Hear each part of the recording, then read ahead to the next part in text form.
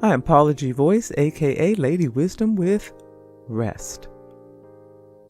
Now, some of us learn the hard way about the importance of rest. We need rest. Rest and or sleep is the time when our bodies have the opportunity to repair itself.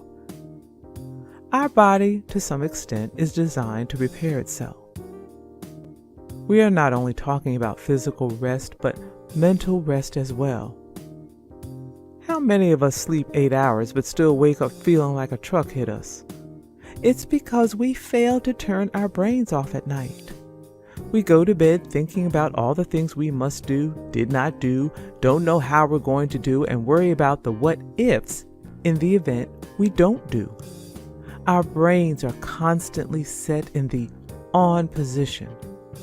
Self-care is crucial. We always get the briefing on an airplane about putting our oxygen mask on first before we assist others. Well, rest falls under that category as well. We all have to do it. Now, some claim they only need 4 to 5 hours of sleep, and that may very well be true.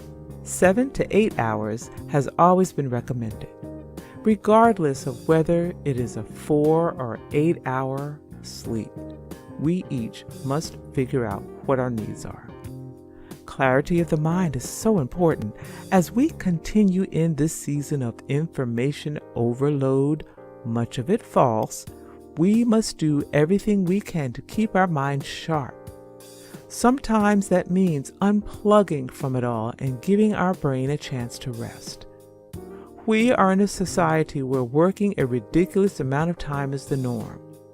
We are told that we must be on our grind, constantly doing, working, grinding. And I understand that. And to some degree we do.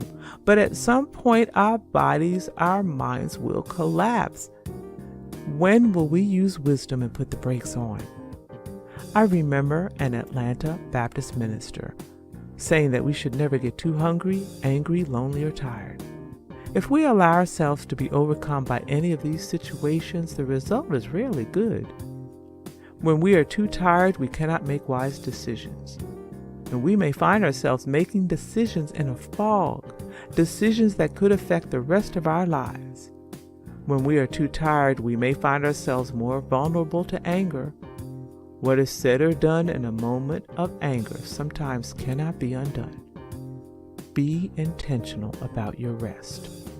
I'm Paula G. Voice, a sagacious independent lifestyle influencer, embracing my journey, sharing experiences along the way, challenging dreamers to do the same by breathing life into their deferred dreams and living out the reality. It's never too late to embrace your journey and live your dreams. Visit Paula's blog at paulagvoice.com/blog for the full journey.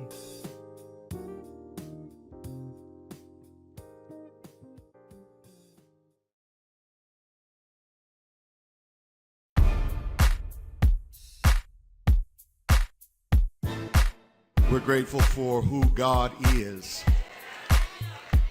That list of names given, holy and mighty and all of that, that's just the beginning of things.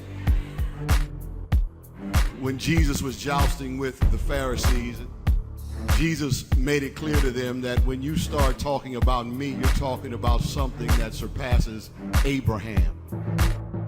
Because before Abraham was, he said, my name is I am. In other words, when you open up the book to look at all of the good things that a person can possibly be, mighty and triumphant and awesome and holy, he says that that's just the beginning of it. He had to close the book. Who am I, America? I am Kendrick Tate, and I got a story to tell you.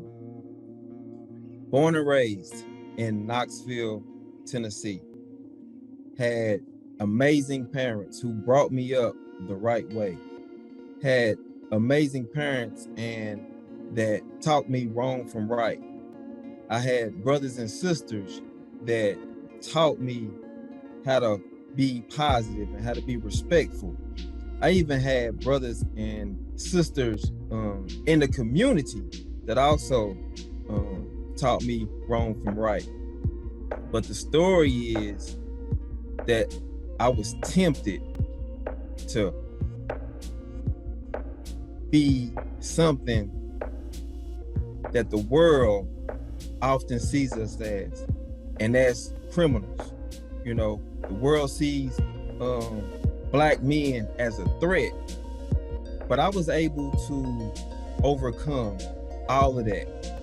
And this story is for the brothers and sisters who don't think there is an out, who don't think that there's only one way out of the hood, so to speak. This is for you. My story is, through all the temptation, through all the obstacles that was put in front of me, I was able to maintain. And I'm happy to say that, you know, I had three brothers and 3 sisters. And I'm proud to say, like, none of us was never incarcerated. None of us got involved in the system, neither in juvenile nor in the adult system. So my story is, I overcame. And I'm gonna tell you how I overcame. I was able to put my priorities ahead of my needs, so to speak, or my desires, those temptations or whatever. And it was not easy. Let me tell you, it was not easy. But see, I grew up in a time where the OGs was a little different. And I grew up in a predominantly Black neighborhood. We wasn't dirt poor. We had things or whatever, but I knew my mom and dad, like, they scrapped and they scraped for everything, and nothing was given to them. You know, everything that they worked for, they earned, and they passed that on down to us, and which made me kind of respect and appreciate everything that we had, because we never went without. And that's one thing I can say about my parents, who are now dead and gone. Lost my dad when I was 12. Lost my mother about 4 years ago on Christmas Eve. She just passed. So still dealing with that grief. But I said all of that to say this: I still made it, right? Because I wanted to make them proud. And going back to the OGs back during my time, because there was a lot going on. I lost cousins to drive-bys. I lost good friends to drive-bys. And not too far from the crib, there was a spot that everybody, there was a project that everybody wanted to go, right? And my sister lived in that project. So I would often hang around those projects and whatnot, you know, during my downtime or whatever. And the crazy part about it is, when things were about to get hot or blow up, the OGs that knew me told me, "Hey, KT," that's what they call me back back in my young days, or they call me Ken Tate, whichever one preferred. My real name is Kendrick Tate, like I said before, but that's another story for another day. But they would tell me, "Hey, young buck, hey man, you got to bounce." And I'm just like, "What? Nah, I want to hang." "Nah, man, because we see something in you that you don't even see yourself." So they wouldn't even let me hang out, which was crazy, you know. And I, you know, and you know, the OGs back during those times, we talking about the 80s and the 90s. So they would like threaten you, like, "Man, look, if you don't go home, you know what's about to happen." So look, I've always been a lover and never a fighter. So I look, at a young age, I clearly understood what that meant. And it was cool because I respected that, because when it came to sports and whatnot, it was all good. You know, we could hang, we could kick it, and we could do our thing and we have fun or whatever. But the moment things in the neighborhood and the streets got a little weird or was about to get suspect and dangerous, hey, they made sure that they took care of me. And a lot of those OGs today, if they're not dead, they are sitting in prison right now, or they are currently like having bad effects, you know, health wise, from the very drugs that they were selling. So man, I have to give a shout out to all the OGs who helped keep me out of trouble, because my story wouldn't be my story if they hadn't intervened on my behalf. And I grew up, like I said, in a predominantly black neighborhood, went to a predominantly black school, elementary school. And then I got my first taste of like kind of like America is when I went to middle school. I went to Bearden Middle School. It's a diverse middle school. And so I got to meet all ethnicities. I got to meet all different kind of races. I got to meet all kind of different teachers and people. So then I began to, you know, evolve kind of like as a person and see the world outside of my community, which was an amazing thing to see. And in that time when I was in middle school, I remember my first experience kind of with racism. And one of the things that I experienced was I was in gym one day and somebody peed on my clothes, my change clothes, because you know you had gym clothes and then you had you know, your regular clothes and whatnot. Somebody peed on my clothes, right?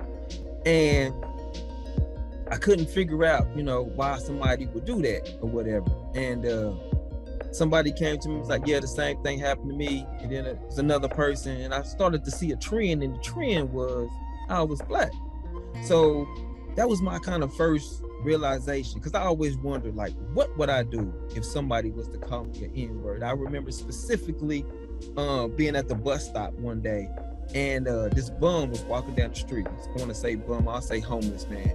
And he asked me for some money, and I said I didn't have any money. I'm in middle school, I don't have money. And he called me the N-word.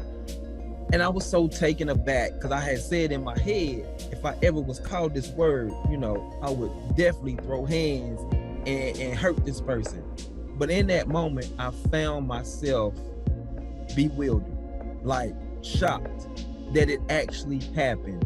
And so as I think back to my time in middle school, out of all of the goodness that you know, and all the friends, and I played middle school basketball. We couldn't play. I think they didn't let 6th and 7th graders play. You had to wait till you was like an 8th grader. And so my 8th grade year, me and this other guy, we decided to go out, and man, we were like rock stars at that school. So, you know, from experiencing those things when I was in the 6th and 7th grade, you know, and just kind of being like disrespected, to being like uplifted my 8th grade year, and just, you know, we had popularity. The girls loved us. We were popular when we, you know, days before the game would happen. It was just crazy, because people was like, what you gonna do today? And the amount of awards I won in middle school, it was crazy. And I just knew I was destined for the NBA. But I didn't make it, as you can see, because God had another plan. It was going to put me on another platform to where I was going to be able to succeed, not as an NBA player or NFL player, but I'm going to tell you that later. So stay tuned. So then I went on to high school, and went to Austin East High School, predominantly black, pretty much all predominantly black high school in Knoxville, Tennessee, or East Tennessee or whatnot.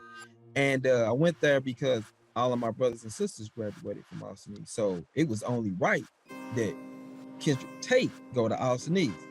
Went to Austin East, had wonderful experiences. I was with my people, you know, and Austin East was one of those schools that everybody hated, but everybody wanted to go to. It was always said it was bad, and we had a lot of gang violence. And just to put it in perspective, I'm gonna tell you how bad Austin East was. Like, right across the street was a funeral home, right? And so a lot of times our classmates would be killed, and we would be re-traumatized, because as soon as we come out of school, we looking at the funeral home where our classmates are resting. So that whole trauma right there was just, we didn't even understand trauma at that time the way we understand it now. But we were traumatizing ourselves on a day-to-day basis and didn't even know it, in a sense, when we lost our friends or whatever. And there was a lot of gang violence at Austin East. And even at Austin East, I was still able to steer away from being in those gangs. And I just wanted to be somebody who was cool with everybody. I wanted to respect everybody. And I wanted the same in part. And so I kind of got that by just respecting everybody. Even the gang members felt the same way. And high school was a beautiful experience. The main thing that I regret out of high school is I didn't get to play my senior year. There was an age verification. I got held back 1 year, and then I started school late. So my senior year, it was gonna be my time to shine. I was ineligible to play, and so that right there really hurt me, and but it also prepared me for life moving forward. So that's kind of my story growing up as a young man, and y'all stay tuned because there's so much more. So that brings me to where I am today. I can honestly say that life has been good to me, and God has been, oh my God, I can't even put it in words what God has done for me in my life. And I'm just, just sitting here thinking about what he's done, man, makes me want to get happy. But I ain't gonna get happy, I'm gonna praise him because he's been too good. So currently right now I'm a father of two beautiful young girls. One of them is 21, her name is Lara. Kyla just turned 16. I have two kings, Preston, he just turned 15, and then I have a newbie. I know I don't look it, but you know what I mean? Yes, I am. Let me go back. I am 47 years old, or should I say years young. And I have an infant too. Yeah, he is 13 months, and he is Kyson. Look, COVID, baby, unexpected, but hey, these things happen. And I am engaged to a beautiful woman, Danielle Moore, and so we hope to be getting married hopefully within the next year or so. And I do have a plus one. She has a daughter. Her name is Neviana. And so basically I got 3 daughters and 2 sons. So you asked the question, what am I doing today? Well, today I am a juvenile probation officer. Yes, I am currently working with at-risk youth. I'm also a game changer. And this is a program through the YWCA. We focus on educating middle school boys about sexual assault, domestic violence, consent, healthy, unhealthy relationships, and things of that sort. And so we also teach them bystander intervention and how to intervene when it's safe. And so these 2 programs that I'm currently affiliated with and working, I love them from the standpoint I get to talk to young men across this state and in my community about how to be better men. And see what I'm doing, which I never saw myself doing. I never said I would work with at-risk youth. I never said that I would, these are things that was not in the plans. Like I said before, I was hoping to go to the NBA, but that never came to fruition. God had a bigger plan, and this bigger plan consisted of changing people's lives. And so that's what I have dedicated my life to. It's a gift. Everybody can't work with young people. And I'm not bragging or anything, but it's just a bold truth. Everybody can't work with youth in this capacity. It takes a special individual. So shout out to all my social workers out there, that especially those that are working with the youth, because that takes on a whole nother connotation of patience, of want to, because we got our own issues ourselves. Our kids have their own issues. And so now we taking on those particular family issues and trying to figure out and come up plans for them. And so the beautiful thing about my job is seeing kids come in when they pick up charges and they be in the worst state. And I'm not going sugarcoat this from the standpoint that I work with kids from charges that stem from cigarettes at school to first, second, third degree murders. I've had kids on my caseload that have died. I've attended funerals of my kids that have died. I went to court proceedings of kids that have committed, like I said, first degree murder. So when we talk about juvenile court, we talking about like all aspects, that you deal with. And you build rapport with these young men and women, and you become that mentor, you become that brother, you become that father figure, because a lot of especially our men of color, or they don't have fathers, and so you find yourself standing in that gap to be their father, and you take on that. And those are things that you don't think about when you're actually doing this work, but you are. And so I've taken it personally to make sure that these young men and young women get what they need. And let me go back to Game Changers a little bit. Being in these settings with these young men and talking to them about why it's important to respect and protect our women and girls is very, very serious. And it is very, very important, because especially not and we referring to all women, but especially our black women, we got to learn to protect. Because if you look at it, when we look at music, when we look at commercials, and we look at some of these things, they're sending subliminal messages that women don't matter. So our job is to cut down and navigate through all of that and teach our young men that women are important, and it shouldn't matter whether you know them or not.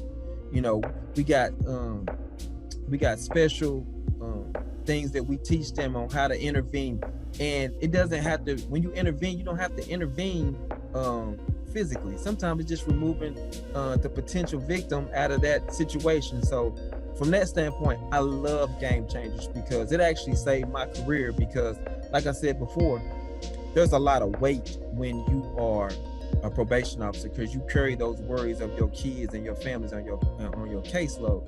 And so I needed to be re-energized, and being affiliated with the YWCA, and I'm so happy they allowed me to be the senior mentor coordinator for that for the program, and basically made me the face of the program, because it renewed my energy and it helped me to get to where I am today, especially when it comes to youth. So I will be forever grateful to the YWCA. So y'all make sure y'all go look that up. Game Changers.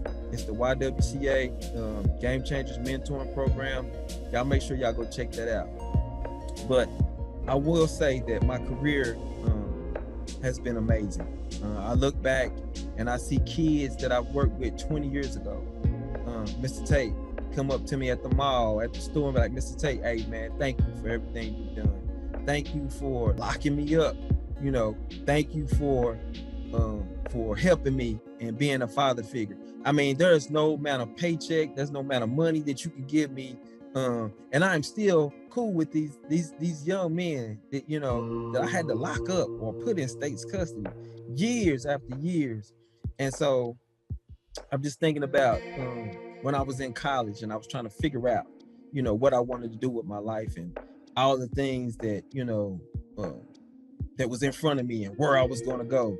And I was able to go to the University of Tennessee and get my sociology, bachelor's in sociology degree, being the first one in my family to actually graduate with a college degree. And then I wanted to take it a step further. I wanted to go to Capella University, and went there and got my master's degree in criminal justice. And I'm not saying all that to brag. I'm saying all of that to let other young people know, and other people who may be in my same situation, it's possible. Yes, there are barriers. Systemic racism is a thing. It is real. But that does not mean that you can't overcome those barriers. And I tell you, by the grace of God, I'm fortunate enough to be sitting here telling you my story, because I could be in prison. I could be one of those numbers. I could be one of those young men out here committing crimes and terrorizing neighborhoods. But that's not my story. My story is one that had to work for everything that he got. My story is I had to hustle and grind for everything that I got. My story is I said I would not. You hear me? I said I will not fail, because I owe it to the people that paved the way Now, if that don't put chills in your bones, I don't know what will. Because I come from a place of realness and authenticity. And I will not take no for an answer. Success is success, and it must be earned. And it ain't nothing in this world that can stop you. Yes, we have things, because we got to read 2 books till they one, right? But that don't stop us, right? Because, like I said, our ancestors didn't die for nothing. We owe them this. So I just wanted to tell you all that anything is possible. I have been blessed. I have been given a platform. And who am I not to deliver to the people that need help? That is my goal. That is my passion. It will not change, and it cannot change, because there are people that actually are depending on me. And that is my story. Who am I, America? I am Kendrick Dion Tate. Mother, Rosella Tate. Father, Harold Tate. I am a probation officer with Knox County Juvenile Court and a game changer with the YWCA. This has been my story. I hope and pray that it will not fall on deaf ears. And just know, you can be the change, but you can't change anything unless you take that first step. I took my first step years ago, and look where I am today. It won't be easy. It will be difficult. And there are going to be some dark days, but just know those dark days won't last forever. And that sunlight is on the other side. And once you step into the light, there's no going back, because only you can stop you. I love y'all. I appreciate y'all. Y'all stay blessed. Don't ever and ever be worried of the things you can't control. I am Paula G. Voice, aka Lady Wisdom, with rest. Now, some of us learn the hard way about the importance of rest. We need rest. Rest and or sleep is the time when our bodies have the opportunity to repair itself. Our body, to some extent, is designed to repair itself. We are not only talking about physical rest, but mental rest as well. How many of us sleep 8 hours but still wake up feeling like a truck hit us? It's because we fail to turn our brains off at night. We go to bed thinking about all the things we must do, did not do, don't know how we're going to do, and worry about the what ifs in the event we don't do. Our brains are constantly set in the on position. Self-care is crucial. We always get the briefing on an airplane about putting our oxygen mask on first before we assist others. Well, rest falls under that category as well. We all have to do it. Now, some claim they only need 4 to 5 hours of sleep, and that may very well be true. 7 to 8 hours has always been recommended, regardless of whether it is a 4 or 8 hour sleep. We each must figure out what our needs are. Clarity of the mind is so important as we continue in this season of information overload, much of it false. We must do everything we can to keep our minds sharp. Sometimes that means unplugging from it all and giving our brain a chance to rest. We are in a society where working a ridiculous amount of time is the norm. We are told that we must be on our grind, constantly doing, working, grinding. And I understand that. And to some degree we do. But at some point our bodies, our minds will collapse. When will we use wisdom and put the brakes on? I remember an Atlanta Baptist minister saying that we should never get too hungry, angry, lonely, or tired. If we allow ourselves to be overcome by any of these situations, the result is rarely good. When we are too tired, we cannot make wise decisions. And we may find ourselves making decisions in a fog decisions that could affect the rest of our lives. When we are too tired, we may find ourselves more vulnerable to anger. What is said or done in a moment of anger sometimes cannot be undone. Be intentional about your rest. I'm Paula G. Voice, a sagacious independent lifestyle influencer, embracing my journey, sharing experiences along the way, challenging dreamers to do the same by breathing life into their deferred dreams and living out the reality. It's never too late to embrace your journey and live your dreams. Visit Paula's blog at paulagvoice.com/blog for the full journey.